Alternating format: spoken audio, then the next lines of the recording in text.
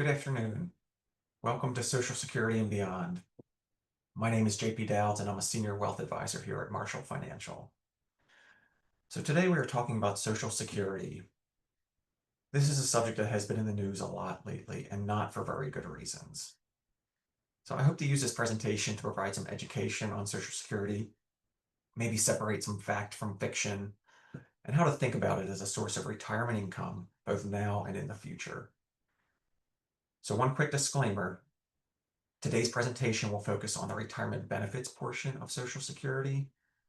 Social Security is a broad government program that pays out benefits beyond just retirement. But for today, we're focusing on the benefits paid to retirees. So without further ado, let's get on with the show. Now, for better or worse, the show has to start with some required disclosures, so I'll pause for a second to give you a chance to read.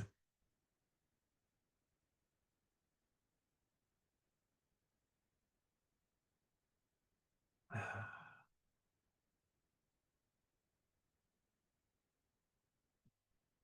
right, so briefly, here's our agenda.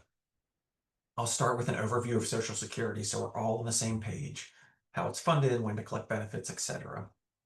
Then we'll dive into the current state of Social Security. So this is probably the area you hear about most in the news. If you think about a company that probably needs some restructuring to continue, that's Social Security. Next, we'll talk about what that restructuring might look like.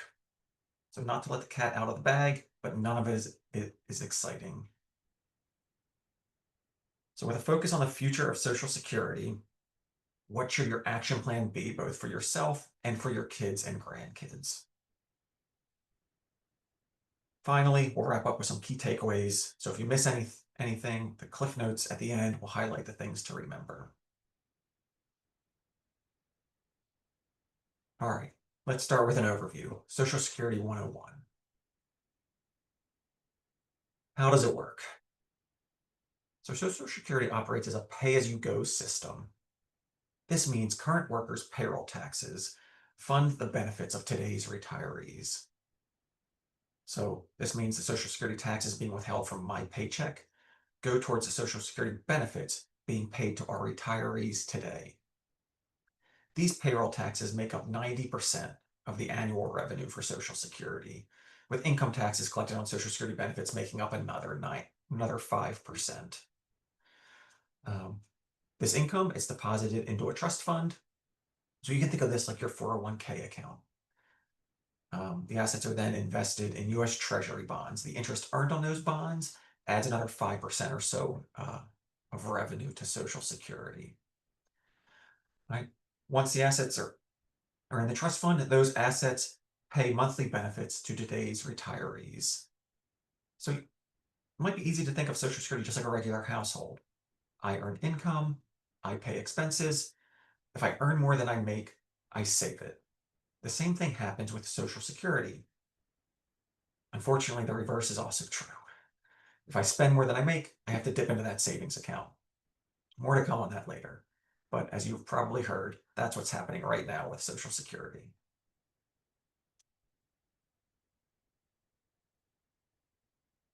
All right, so here's the most common question we get. When can I collect benefits? The short answer is anytime between the ages of 62 and 70.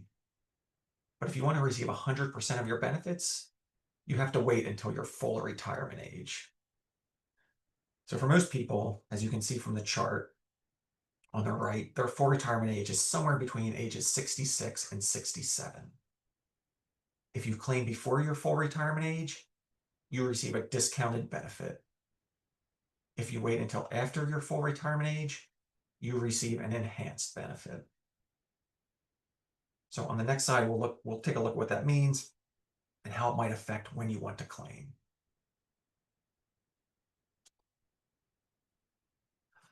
All right, so this chart shows the percentage of benefits you'd get by claiming at a certain age, using age 67 as the full retirement age.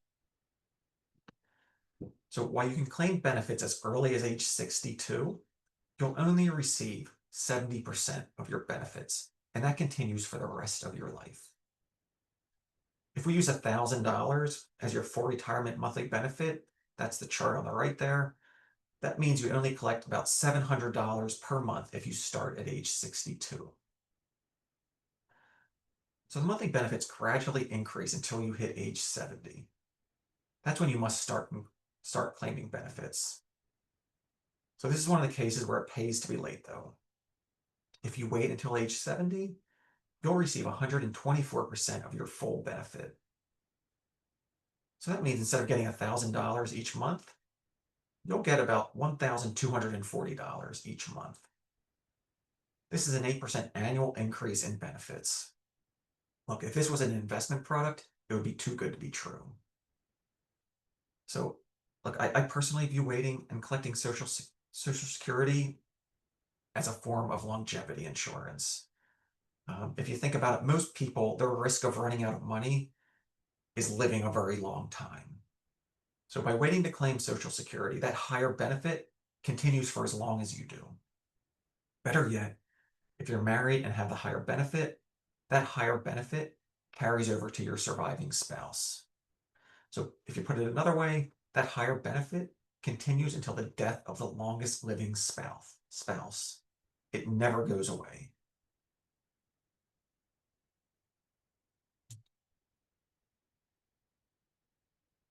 So one thing that is somewhat unique about Social Security benefits are that they are indexed for inflation. So historically, going back to 1990, the average increase has been around 3%, with a recent spike due to the higher inflation we've all been dealing with. You can see that in the chart on the right-hand side. So I say this is unique because if you're on this call and lucky enough to have a pension from your former employer, most of the time that pension is not indexed for inflation. A $1,000 pension you started receiving in 1990 is still paying $1,000. A $1,000 Social Security benefit you started receiving in 1990, that's paying almost $2,500. So this inflation adjustment might be the biggest reason why Social Security is such a safety net for so many people. All right, so that's Social Security 101 for everybody. And I'd say it paints a picture of a pretty good program. Unfortunately, if we want this to continue, we have some work to do.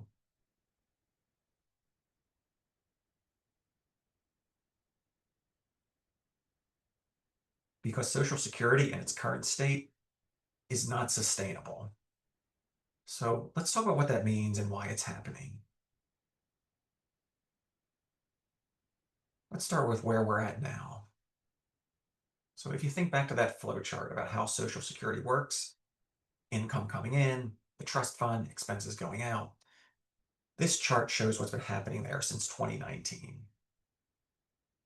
This chart shows two things. First, the bar graphs show the annual income and expense of Social Security.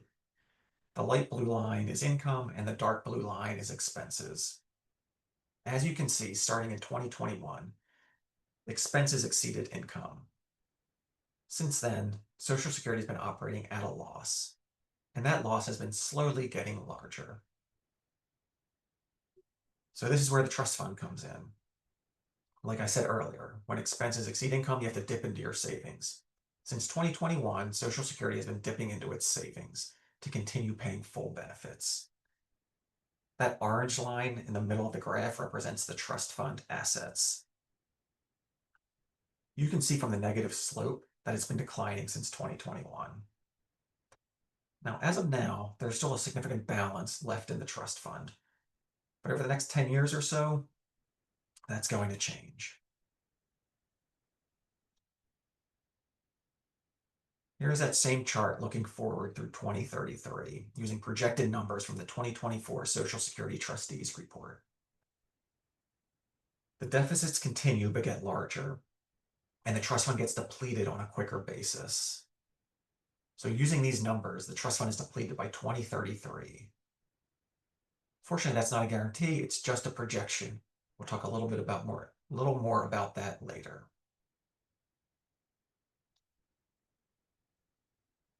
So every year, the Social Security trustees put out a report, and one item they show is the projected timeline for depletion of the trust fund. 20 years ago, they estimated they had until 2042. Since about 2012, it's fluctuated back and forth between 2033 and 2035. Right now, the estimate is 2035. Now, if you remember that last slide showing depletion of the trust fund in 2033, that's right. The reason they can estimate 2035 is they have some levers they can pull to extend that deadline. So one lever is to pull funds from the disability reserves to fund retirement reserves. So they're basically taking money out of one fund, using it to pay money that's coming out of the other fund. Obviously, it doesn't solve the problem, it just buys them some time. So you can see why this is slowly becoming a bigger deal. 20 years ago, the trustees were projecting they had about a 40-year window before depletion. We're now down to about 10 years. I guess the one fortunate thing is the projected end date has been holding steady in that 2033 to 2035 range.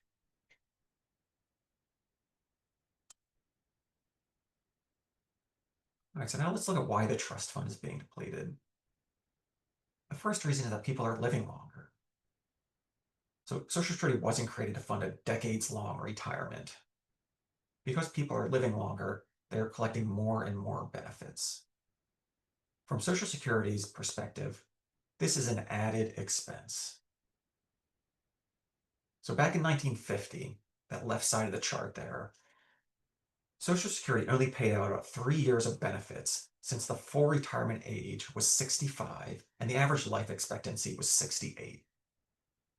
Now it's paying about 12 years of benefits if you look over on the right-hand side of that chart. The full retirement age is somewhere between 66 and 67, and the average life expectancy is around 79. So if you've had an annual expense that stayed the same, but the only change was you had to pay for 12 years instead of 3 years, you'd need a lot more savings or a lot more income. Social Security is in the same boat.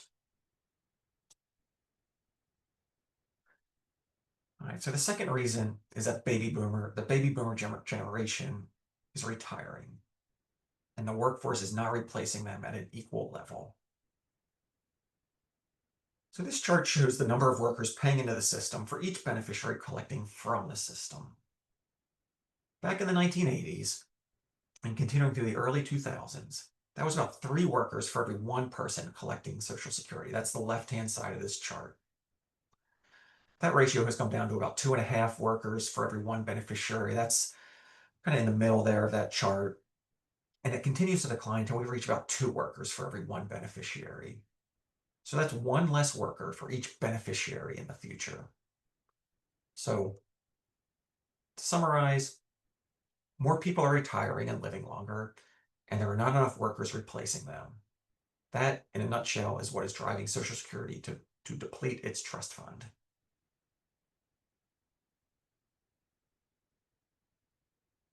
All right, so here's what would happen if Congress does nothing to fix it.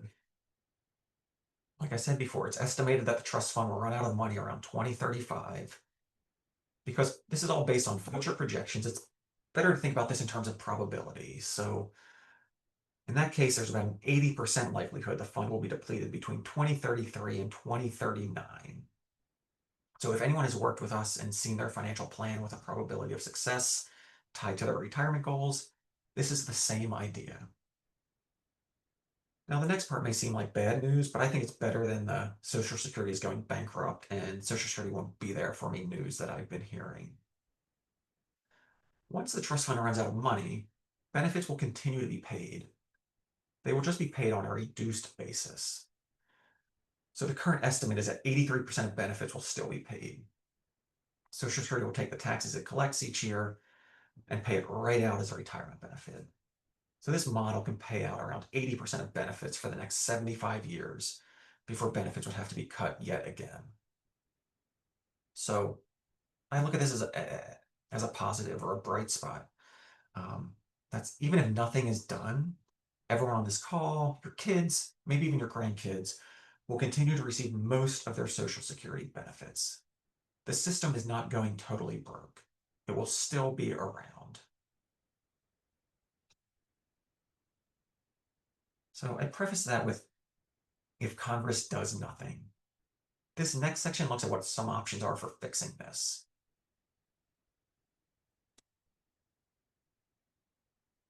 Let's start by looking back to the last time Social Security was reformed. This occurred back in 1983 for a similar reason. was running out of money. So look, at a high level, there's three ways to fix this. None of them are popular. You can raise taxes, you can cut benefits, or you can broaden the base. In 1983, they did all three. They increased taxes by subjecting benefits paid to income tax for the first time, while also increasing the payroll taxes. They reduced benefits by increasing the full retirement age from 65 to 67. So if you remember that earlier slide, this is where that graduated rise in full retirement age came from. The reason it's still taking place today is because this was a delayed change. So people at or near retirement age were not impacted. If you were age 45 or older in 1983, you were grandfathered in. Your full retirement age stayed at age 65. Finally, they broadened the taxpaying base by bringing federal employees into the system. They basically added more workers for each beneficiary. So if you think back to that chart showing the number of workers per beneficiary as one reason Social Security is running out of money, this was one way they fixed that back in 1983. All right, so let's look at what Congress's options are now. At a high level, it's still the same three ideas: raising taxes, reducing benefits, or broadening the base. You can see why Congress doesn't want to act on this. None of these are popular decisions to make. When it comes to raising taxes, the two options you hear most are increasing the payroll tax rate from its current 6.2% and or increasing the payroll tax cap of $176,100. So right now, you pay 6.2% on your first $176,100 of wages. After that, you stop paying in. The reform option that probably gets talked about the most is increasing the full retirement age. The logic goes back to that increased life expectancy. If people are living longer, benefits should start later to keep that benefit period roughly the same. Another option that gets tossed around is reducing benefits for higher earners. Now, Social Security is already weighted to favor lower income earners, and this idea would build on that. Higher income earners would get a lower percentage of their income replaced by Social Security. So the last option Congress has is broadening the base. One option is to take certain benefits, the most popular being health insurance premiums paid by your employer. They are not currently subject to Social Security tax, and making them subject to Social Security tax. So these are certainly not all the options. I'm just giving you some examples, some of the more popular ones that you hear about in the news. I think of all of the options I just mentioned, the first three seem to get the most talk: increasing the payroll tax rate, increasing the payroll tax cap, and increasing the full retirement age. We'll see what happens. But now let's talk about actions that you can take. How can we prepare ourselves for this uncertain future?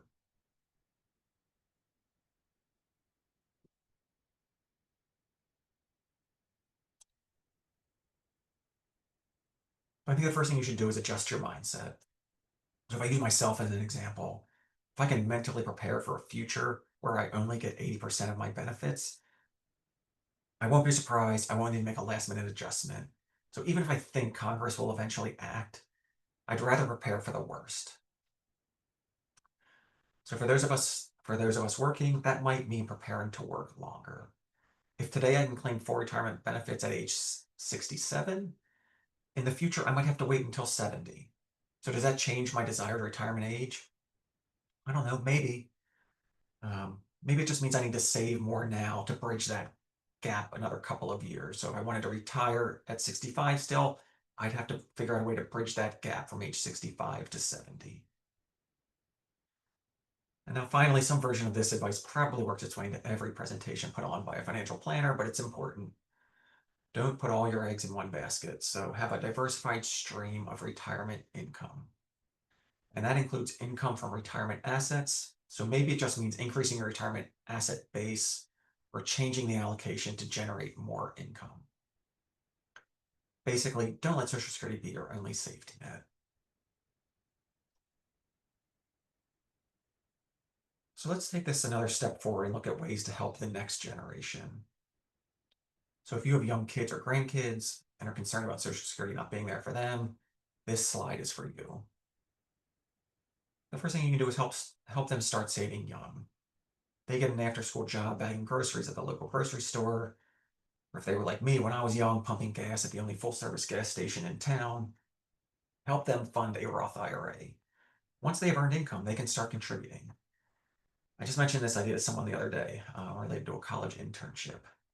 A one-time $5,000 contribution to an IRA at age 20 could be worth $75,000 by age 65 if we assume an annual growth rate of 7%. So that goes a long way to helping offset any lack of Social Security benefits. So second, helping with college, encouraging the minimal use of student loans. This goes back to starting to save young.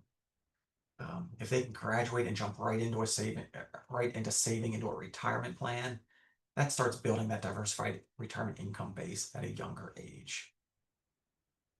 Third, and this probably falls into the estate planning or long-term wealth planning bucket, but maybe set up a trust fund for your kids or grandkids. So draft the trust agreement so that it allows them to start taking distributions later in life to help replace that Social Security benefit. For example, you could fund a trust and set its terms to say something like, at age 65, distribute income on a quarterly basis to my children for their lifetime. Now, this isn't for the faint of heart, and you'd want to contribute a decent chunk of money to make this worthwhile. I would think somewhere in the low six figures to make it worth the cost and complexity. But it's an idea that's a little bit more formal.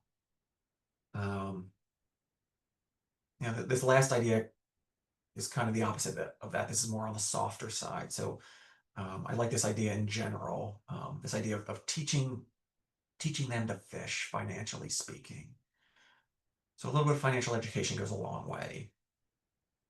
Things like understanding the benefits of a diversified portfolio, the power of compounding, the importance of saving early and often. All of those little things add up. You don't have to consume the Wall Street Journal every day or watch CNBC every night. In fact, I'd advise against that. Most of it is just clickbait. A weekly podcast. I'll plug our very own Off Street podcast with Adam and Sean here. A book, a personal finance course. That might be enough. You can even tie in helping them financially with them completing some sort of financial education. For example, if they attend a financial literacy class at the local library, then maybe you'll match any savings they make that year. Just an idea.